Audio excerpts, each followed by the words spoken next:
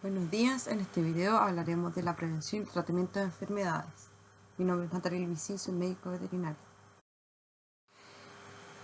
La prevención de enfermedades se genera con calma y buenos tratos en todos los manejos, todos los días, con higiene y limpieza en el entorno, higiene de las personas, rutinas adecuadas de ordeña, inseminación, sincronización, asistencia a parto, entre otras, y vacunaciones según el calendario sanitario. Por otro lado está la detección temprana de animales enfermos, aislarlos y separarlos de los animales sanos y generar un tratamiento tempranamente para prevenir los contagios. El estrés se genera, por ejemplo, en la sala, lo que generará una retención en la leche, generando mastitis, la vaca no ciclará a tiempo, quedará preñada tardíamente, tendrá pocos días de recuperación posparto tras esta preñez y habrá que sincronizarla de nuevo, generando un nuevo estrés en la vaca. El estrés es una enfermedad silenciosa muy peligrosa, ya que al disminuir las defensas del animal lo deja expuesto a contraer cualquier enfermedad. Por eso debemos hacer una detección temprana. Primero, reconocer que algo raro está pasando. Después, conocer, identificar el problema asociado a la época del año, las condiciones, la zona, lo que usualmente se presenta. Comunicar e informar a los superiores. Y actuar.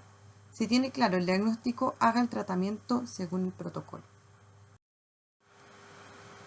En caso de duda, avisar al equipo veterinario hoy mismo. Debe informar los síntomas del animal, sus antecedentes, por ejemplo, qué comió, cuándo lo pilló, cuántos animales hay enfermos. Toda la información que usted pueda recaudar sirve de mucho.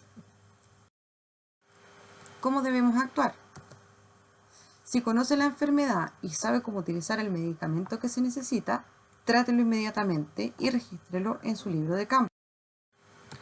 Si no conoce la enfermedad, la situación es más grave, por lo que debe llamar y seguir las instrucciones para poder tratar el animal. Luego debe registrar en el libro de tratamientos y siempre asegurar de que todos estén informados. El libro o cuaderno de campo sirve para saber todo lo que ocurre en el campo. Desde, por ejemplo, la fecha de inicio de problemas, los días de cada animal, algún probable diagnóstico, tratamientos iniciales, informe a superiores o veterinarios, tratamientos de los días siguientes, resultados parciales o el avance del animal y resultados finales, por ejemplo, recuperación total, parcial, si el animal se vendió o se murió. Todo esto es aparte de los registros farmacológicos que exige el PAPCO. Para poder ejercer un tratamiento en un animal debemos saber administrar fármacos. Primero, se debe generar una preparación, la cual es sujetar el animal para aplicar la inyección. Esto generará que el manejo sea más sencillo y seguro, no importa el método con el que asegure el animal, pero debe estar bien sujeto para no ocasionar daños a ninguna persona. Puede utilizar una manga, que es un pasillo que le genera poca movilidad, un brete, que es una casilla con lados ajustables, donde genera además un efecto calmante en el animal, y en ambos casos tienen una tijera en la parte delantera, dejando el cuello accesible para cualquier tratamiento. Otras herramientas que podemos utilizar son el volteo de animales y la sujeción. En estas imágenes podemos ver unos bretes y en estas imágenes podemos ver unas mangas. Por otro lado, se ven tres técnicas de volteo en esta imagen a través de lazos y la sujeción del animal por parte del operario. La elección de la aguja. Las agujas tienen un calibre que se mide en G. Este calibre es inversamente proporcional al diámetro de la aguja. ¿Qué quiere decir esto? Que mientras baja el G, mayor es el diámetro de la aguja. Por lo tanto, si sube el G, menor es el diámetro de la aguja. La elección depende del peso. Por ejemplo, un ternero que pesa 230 kilos, se recomienda que idealmente se utilice una aguja de 18 a 20 G. En cambio, animales mayores a este peso, es ideal una de 16 a 18 G, o sea, de mayor diámetro. La piel del ternero es más delgada que la de la vaca adulta, por lo tanto tiene menor dolor con SG. Se debe tener cuidado de que la aguja no se vaya a romper. Por otro lado, también se puede elegir según raza, ya que hay algunas razas que tienen la piel más delgada que otras. La longitud de la aguja depende de la inyección que deba aplicar. Por ejemplo, una subcutánea se utilizará una aguja de una longitud de media o 1 pulgada. En cambio, en una intramuscular o endovenosa se utilizará una de 1 o 1,5 pulgadas. Se debe utilizar una aguja por animal. En esta imagen podemos ver de que las agujas vienen por color. El color indica el G, o sea, el diámetro de la aguja. Por ejemplo, una aguja rosada que vemos aquí es de 24 G. Y vemos el ejemplo de que puede ser de media pulgada, 1 pulgada o 1 pulgada y media. Formato de los medicamentos. Existen los medicamentos orales, los líquidos inyectables, los pomos o jeringas intramamarias, las tabletas, las cremas y los ungüentos, líquidos para aspersar o también llamados pour-on, y los sprays de aplicación local. El etiquetado de los medicamentos. La lectura de la etiqueta es muy importante, siempre debe leerse, ya que ahí están las instrucciones, las dosis y las vías de administración, además de las advertencias, los microorganismos, para qué sirve el medicamento, entre otros detalles. Si tengo la opción de inyectar entre intramuscular o subcutánea, siempre debo escoger subcutáneo, ya que es una manera menos invasiva de inyectar el animal y generar menos daño muscular. Otros medicamentos solo se pueden administrar por una sola vía para que puedan ser absorbidos. El periodo de resguardo o carencia es el tiempo que debe pasar después del último tratamiento para poder consumir el producto en cuestión, o sea, la leche o la carne. Por ejemplo, aplicar por 4 días con un periodo de resguardo de 3 días en leche y 24 en carne. Significa que debo eliminar la leche por 3 días y no faenar el animal antes de 24 días. Otro ejemplo es periodo de resguardo de 72 horas en leche. Deben ser 3 días cumplidos. No al tercer día. Debo eliminar esa leche por 3 días completos.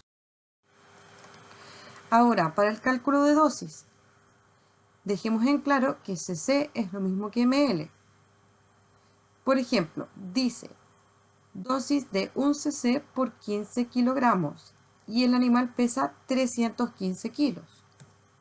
Debo dividir 315 por 15, lo que me da 21. Debo aplicar 21 ml. Otro medicamento dice aplicar intramuscular de 1 ml por cada 50 kilos y el animal pesa 800 kilos. ¿Cómo y cuándo debo aplicar? Debo aplicar 800 dividido en 50, lo que me da 16 cc. Como es una inyección intramuscular, no se debe aplicar más de 10 cc por punto de inyección, así que puedo aplicar en 2 lugares 8 ml. Forma de cargar el medicamento. Se debe retirar la tapa de aluminio, introducir la aguja a través de la tapa de goma y succionar el medicamento dentro de la jeringa. Esto lo hago levantando el frasco casi verticalmente sobre la jeringa y jalo el émbolo hacia atrás lentamente. Luego, para sacar la jeringa con el medicamento del frasco, debo bajar el frasco y retirar lentamente. Tipo de vía de administración. Está la subcutánea, la cual está debajo de la piel, la intramuscular, que es directamente entre las fibras musculares, la intravenosa o endovenosa, que es directamente en el flujo venoso, la intradérmica, que es entre dos capas de la piel, está la intraperitoneal y existen otras. En este recuadro podemos ver los lugares donde se debe inyectar según el tipo de vía de administración. El ángulo de la aguja según el tipo de inyección. Cuando es una inyección intramuscular, el ángulo debe ser en 90 grados con respecto a la piel del animal. Cuando es subcutáneo debe ser 45 grados. Cuando es endovenoso, 25 grados. Y cuando es intradérmico debe ser de 10 a 15 grados. La vía de administración intramuscular se puede realizar en un bovino en los músculos semitendinoso y semimembranoso o en el triángulo de inyección. ¿Qué consideraciones debemos tener? Debemos atravesar la piel, introducir dentro del músculo, no debajo de la piel y no entre los músculos. Utilizar agujas de 18-21 G de 1,5 pulgadas. Se debe golpear para avisar al animal que se realizará un procedimiento. La aguja debe entrar en forma perpendicular y se debe verificar si es que hay alguna vena o arteria, retirando el émbolo y verificando si entra sangre a la jeringa. Nunca se debe inyectar en una cadera sin músculos. Se debe cambiar de punto de inyección cada 10 cc o ml de medicamento. Estos son ejemplos de inyección en el músculo semimembranoso y semitendinoso. Si administro más de 10 ml por punto de inyección, puedo tener una lesión por inyección en la pierna. Por ejemplo, como vemos en las imágenes, este es el resultado de una inyección intramuscular en la pierna de un animal. Deja una inflamación o moretón, y si el animal se va a faena, aún cumpliendo los días de resguardo, puede haber rechazo por lesiones causadas por la inyección. Es carne más económica. Como dice la imagen, una lesión en el sitio de inyección puede dañar muchos filetes. Otro método de inyección intramuscular es en el triángulo de la inyección, donde el límite superior está dado por debajo de la columna vertebral siguiendo el cuello. El límite inferior es sobre el surco yugular y el límite posterior sigue la línea por encima del punto del hombro, como está marcado aquí. Los lugares en rojo son los lugares donde no se debe inyectar. Endovenoso. Endovenoso se utilizan en general la vena yugular y la vena mamaria. El procedimiento es ubicar la vena, comprimirla, introducir una aguja nueva con tranquilidad hasta encontrar la vena, y la aplicación del medicamento debe ser de forma lenta. Se debe evitar la entrada de aire. El medicamento no puede tener burbujas. Comprobar que se está en la vena, retrayendo el émbolo y dejando que entre sangre a la jeringa. Otra forma de comprobar si está en la vena es que si yo no le achunté a la vena, voy a tener un aumento de volumen alrededor de la inyección. Por ejemplo, en la vena yugular, se deben pasar los dedos por el cuello hasta sentir el latido de la vena yugular. Se debe presionar en la zona de debajo de la vena para que ésta se hinche o ingurgite y sea visible. Se debe insertar la jeringa en un ángulo de 25 grados. Traccionar el émbolo para asegurarse que uno está en la vena y tener las mismas consideraciones de que no vaya a tener burbuja la jeringa y tener también la consideración de que se pueden aplicar grandes cantidades de líquido pero de una forma lenta. Subcutánea. Se puede utilizar el método de la carpa, el cual consiste en pellizcar la piel de un animal con el dedo índice y pulgar, luego levantar la piel hacia afuera y formar la carpa. Se debe insertar la aguja en 45 grados. Recomendación: Aplicar el medicamento desde arriba hacia abajo para evitar que éste gotee. Almacenamiento del medicamento restante.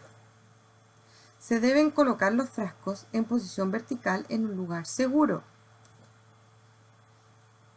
Por otro lado, se puede buscar un lugar fresco y seco como un refrigerador o una caja de herramientas. Esto va a depender del medicamento. Y como recomendaciones, se deben utilizar elementos limpios e higienizados, no mezclar productos en una jeringa, aplicar en zonas limpias, mantener la cadena de frío de los medicamentos. Si el medicamento es endovenoso, se puede utilizar una sonda o una jeringa. Si el medicamento es intramuscular, se recomienda utilizar agujas largas de 18 G o 16 G de 1,5 pulgada. Y si es subcutánea, utilizar una aguja corta de 1 pulgada, pero también puede ser de 18 G. Para los medicamentos orales, se pueden utilizar pistolas dosificadoras sin forzar. El animal debe ir tragando. O se pueden utilizar sondas, por ejemplo, cuando se debe administrar calostro o una cantidad grande de suero. Las agujas usadas y los frascos de vidrio deben ser eliminados en bidones especiales. Las mangas plásticas y los guantes deben botarse en el basurero. Muchas gracias.